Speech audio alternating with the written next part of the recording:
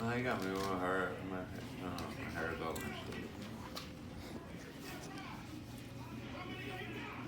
Here, let me put my head on because he's stood up now. 620,000 men. That is the number of men that died in the American Civil War. During World War II, far less died in comparison on American men.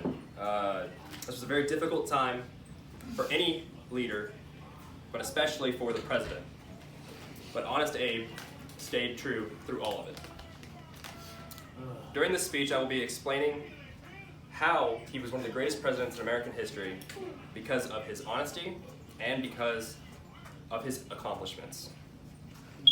The information I got for this speech came from 3 sources: battlefield.org, which is a website for preservation of history; Jeanette Curtis, who wrote an article titled Honest Abe,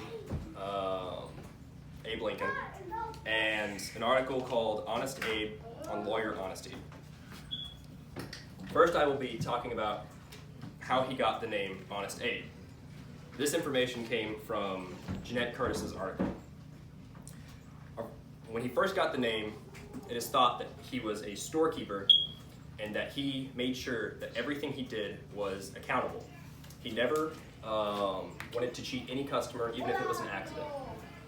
Once he closed down the store and walked several miles to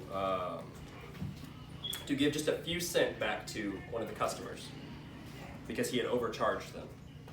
And another time, he had a business partner while he was owning a store, and that store went under, and the business partner passed away. This led him to acquire a 15-year debt that he worked off, and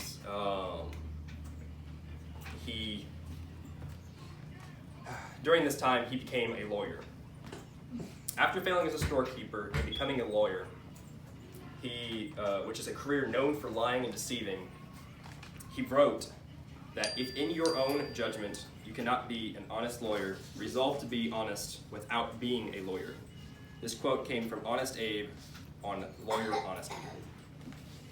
The idea there is that if you can't be honest in a career, you should not pick that career. If you cannot be honest while taking a test, you should not be taking that test, and you should not be in that class. You should be looking toward or to do something either better or to move on to something else that you will be successful in. Moving on to his politics, honesty helped him in his politics. He used the name Honest Abe as his slogan for this. It was a very difficult time for him, and it had failure after failure for running for political seats. He made his way through state legislature, but never really made it into the federal sphere until near his presidency. It took him nearly 30 years to work his way up to that seat. But as the president, he had 2 major accomplishments that made him one of the greatest presidents in American history. The first was that he ended, or helped to end, the Civil War, and the second was the Emancipation Proclamation. His original intent as president was simply to keep the country from dividing. He knew that the country should stay united and should not have this great divide between them. The Emancipation Proclamation was used as a war tactic during the Civil War so that he could get the slaves, bring the slaves, free them, and bring them to the Union so that they could fight for them. And